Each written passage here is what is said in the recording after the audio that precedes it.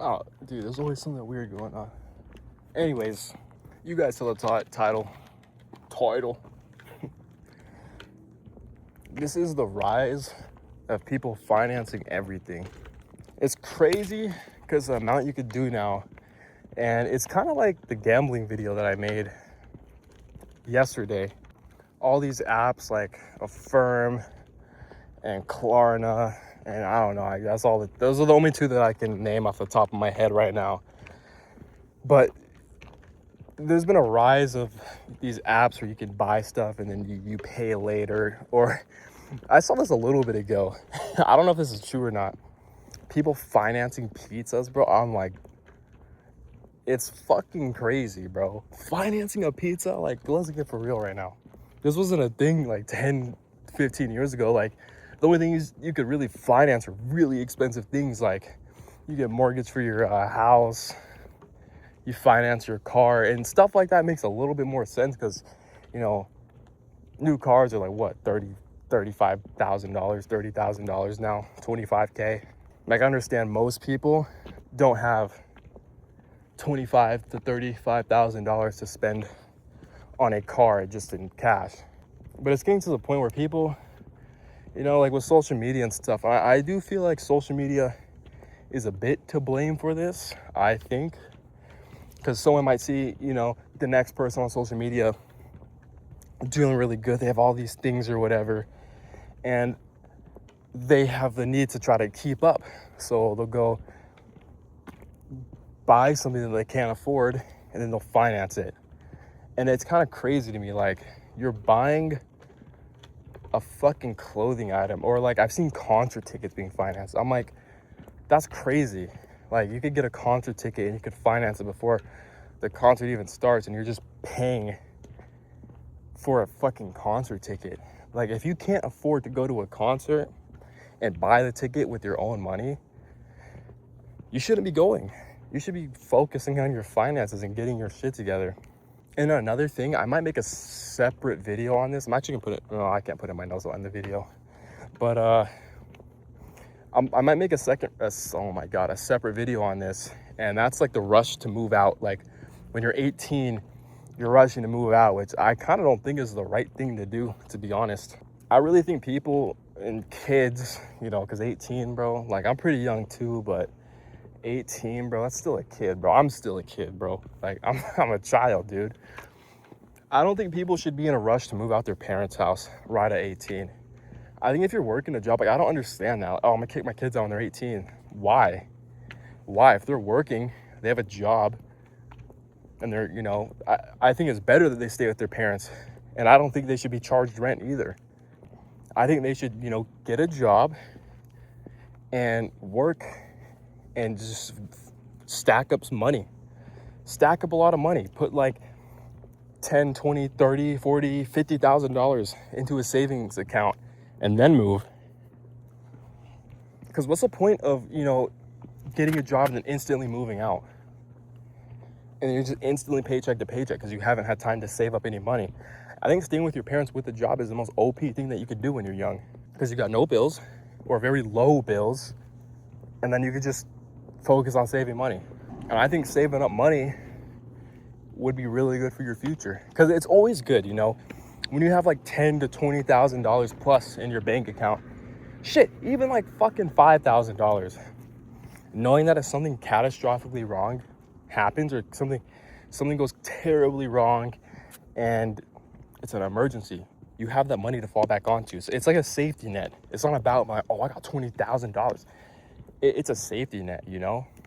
Like, that $20,000 could really save you one day. Like, if your car, let's say your transmission just fucking grenades itself. Let's say you're just driving down the highway, your transmission goes kaboom. I think it's good to just be able to pay that in full and not have to worry about it. You know, you just go on about your day. Yeah, it sucks. You're at 20K, now you're down to 17.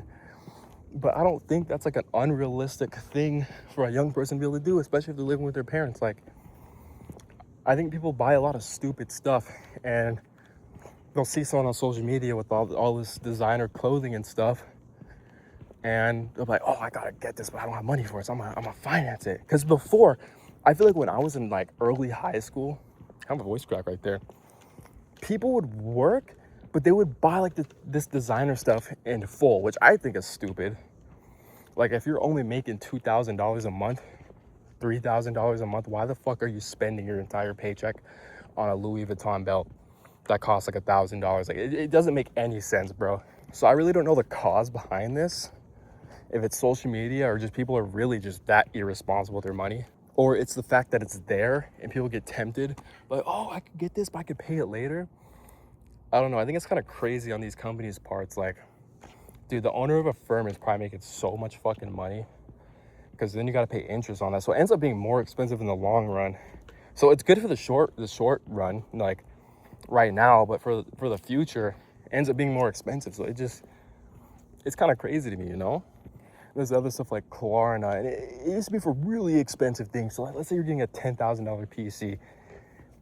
That, okay, like, well, first, if you can't afford a $10,000 PC, you should be buying a $10,000 PC. But if you're gonna buy a top-of-the-line fucking NASA supercomputer, I guess that makes a little bit more sense because that costs as much as like a fucking car, like a used car. That would make a little bit more sense, but a concert ticket, food, I don't know if that pizza thing is real. A pizza's like $20, but like, what are we doing? But yeah, I see this a lot, even in the real world. I really do see a lot of people financing things, trips, hotels. They'll fucking do payments on hotels, like gift cards and stuff like that. Okay, I don't know where that fucking stopped, but dude, there's been times where I've been fucking completely, broke on money, and there was an emergency and I really, needed it or whatever, but that was because of me. The only reason I ended up in that situation was because I made a poor decision, So I'm not gonna sit here and act like I'm perfect either, but I've learned from that, especially with the people like my friends and stuff. They're young like me, but they're very responsible and mature with their finances and stuff. So it motivates me because I've always been the type to like to have like something like saved up in case, some shit goes bad, because it was good. Because like I was gonna drop my car and that shit wasn't starting, bro. I'm like, okay, the battery's either drained or the alternator is fucked or something with the charging system or the starter or whatever. It was the battery. The battery was like $200 or whatever, but it wasn't no big deal because I had a lot of money saved up. You don't even gotta be rich either. You don't gotta be rich to save up money. You just gotta live not above your means, because I see that a lot too. People getting like these fucking nice apartments, these nice expensive cars, and then they're just a slave to what they own. They have no money. Like, there's no fun in that. Like, some kid in my high school got like an $80,000 car. I don't even know how he got approved for that. I don't even know how he got approved for that car. But he works at a gas station with an $80,000 car and a car payment that's his entire monthly payment. I'm like, dude, you literally work just to pay for your car. Because of why? Like, I don't understand. Like, I really do feel like, yeah, it's nice having a cool, fast car or whatever. But I feel like a lot of these people are getting cars like that to flex and to show off and like, oh, look, I got this car. And it's just like everyone's obsessed with luxury. And they're going above their means and getting shit that they can't afford. And it's now easier than ever to get shit you can't afford because you got fucking Affirm, you got Afterpay or whatever the fuck, Klarna. I don't even know what the shit's called. And you can get shit you can't afford. Then you just get yourself into a bunch of debt. And then it's just a pain in the ass later. I really do think buying shit in full is definitely better. Even though I do think, credit cards, you can, like, if you're responsible enough, I think credit cards you can use them to your advantage with the cash back and stuff like that. Like, that's what I do. Like, I just use my credit cards for everything, and then I just pay it. Because then I get the cash back. Like, you get like 3% cash back on food or whatever. There's some good credit cards you can get. And it can be really worth it. But a lot of people can't handle a credit card because of what, oh, I got a $10,000 limit. I'm gonna just go buy a bunch of shit. And then you're rushing to pay it off, and then boom, you're behind on your payment. And as soon as you don't pay, oh, what the fuck is that? I'm turning around. I don't like that bug. As soon as you can't pay your credit card on time, credit card interest is fucking insane. Like, what's like 20% on some credit cards, 20, 30%. Like, dude, credit card interest is fucking insane. So if you get yourself into credit card debt, which I think is probably the worst kind of debt because the interest is so high every month, that payment the amount you owe is just going up every single month. It's just compounding every fucking month. But yeah, like, I don't know if I said this already. I forgot my video was paused because you can do it on iPhones now, which is kind of cool.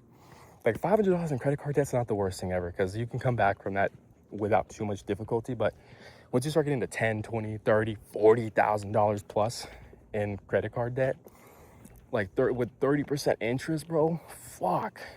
Like every month, that's just gonna go up significantly every month. And then you just put yourself into a hole because first you got something you couldn't afford in the first place, which means you don't even have the money for it. And then on top of that, what you owe is gonna just continue going up. So at that point, bro, if you're in that much credit card debt, bro, you just better file for bankruptcy, bro. Like, yeah, it's gonna make it hard to, finance a car, but maybe that's for the best. Maybe more people should file for bankruptcy, Yeah, it might be hard to get an apartment, but dude, if you already live somewhere, you should probably just if you're in that much credit card debt, I don't understand why more people in that kind of debt wouldn't file for bankruptcy and get a fresh start. Yeah, like it would suck for a little bit, but in a couple of years, you'll get your credit back up to, like a good credit score. It's not the end of the world, but I do think taking a credit hit would be better than, taking a fucking $40,000, $50,000 financial hit. I think it'd be better to just get that shit wiped clean and just to stack up your money from the start. Because, dude, if you just bankrupt yourself, boom, everything gets wiped. That's if unless you make too much money, which would suck. You still have to pay back some of what you owe. I don't know if it's all of it, but I know, what is it, chapter 7 or 13? One of them, the fuck? Oh, it's like roses or what, flowers falling. One of them, you can get everything wiped. So everything in collections, everything you owe will just get wiped. So if you're in like $80,000 in debt, bro, chapter 7 bankruptcy is probably what you need to do. Because, bro, paying back 80 racks, bro, especially if your rent's expensive and you got a car payment, you're better off doing that and you don't have to give up any of your assets.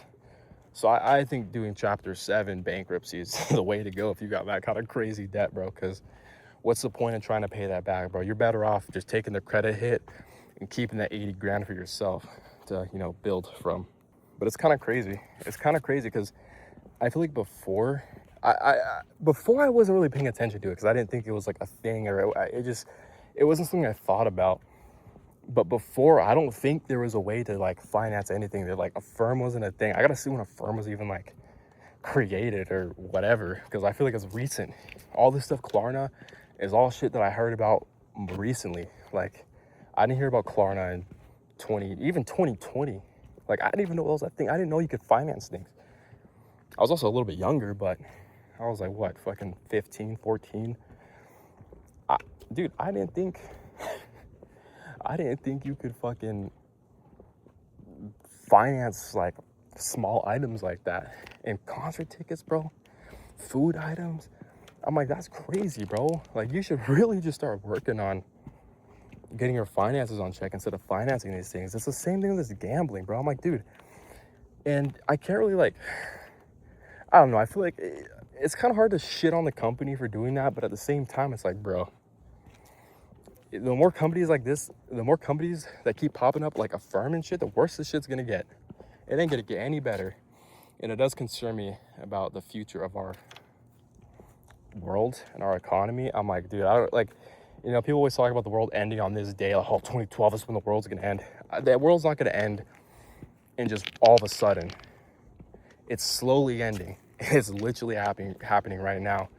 Like, people financing concert tickets. I'm like, dude, come on. Like, this wasn't a thing 10 years ago. And with how rapidly AI is advancing, we're cooked, bro. We're fucking cooked. I always think it's better to live a little bit below your means and just have the money, have the safety net. And then you could just invest and you could build off of that and build, true wealth. But it's fucked, bro. But it is tempting. I'm 21. It is tempting, to get like nice things. I love fast cars, bro.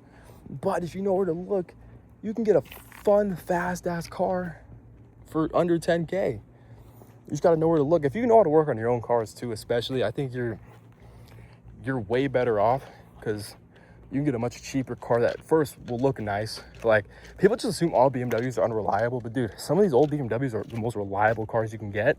They look nice, they handle well, and you can make them fast, and they look nice, bro. So if you want status, bro, a fucking E46 with like a clean E46 that's been taken care of, a 330 Ci coupe, get one for like $6,000, will look very nice and have like a lot of road presence for all under 12K. You fucking restore everything, get the water, the cooling system sorted out, and boom, you got yourself the perfect daily driver. It's reliable, it looks nice, it handles well. It's a good little sports car you can get. You put it on some coilovers and you got like fucking race car level handling, supercar level handling, dude. You get insane handling out of those cars, and then you get the fucking status, bro. That car will get a lot of attention. But little do people know that shit was only $10,000. The car was only $6,000. You just put another $6,000 into it. So I don't know, man. The fuck, that gate is just sagging down. It's broken. I don't know. It's kind of crazy, but I do feel like these credit card companies are making bank, dude. Preying on these fucking, preying on these people, luring them in like, oh, get this credit card. We'll give you a $15,000 limit. Oh, my $15,000, you know how much I need that 15K? Boom, credit card debt. I'm like, that's fucked up, bro. That's fucked up. Hey, those people are the ones that made the decisions, bro. They're the ones that fucking spent money on that credit card, bro. So I do hope this economy gets better. I hope people can realize they don't need a $2,500 a month fucking nice ass apartment. I'm like, dude, if you know where to look, they're like, dude, there's cheaper places in the US, bro. Like, dude, people are in fucking LA getting like a $3,000 a month fucking nice not high rise apartment. I don't even think you can get a high rise with $3,000 a month in LA. I'm like, dude, you can get some decent shit for cheap, bro. Especially if you have a roommate, dude. I know a lot of people talk a lot of shit on having a roommate, but dude, half the fucking cost, you could really just build yourself up, and then you can move out on your own, buy your house and shit, and really be settled in, you know. So when you're ready to have a family and shit, you're fucking stable, and you can actually take care of your family and not have to stress and worry. And it's a lot less stressful. It's a lot less stressful, bro. It is. Like, I would rather have something like not as nice and less stressed than have some nice fucking penthouse and be just stressed out all the time. Fuck that, bro. Life's too short to be stressed out, bro. But it is fun getting nice things because you only live once. But, you know, you gotta take calculated risk. Don't do some dumb shit. But I think that's all we got for today. So I'll see you guys in the next one.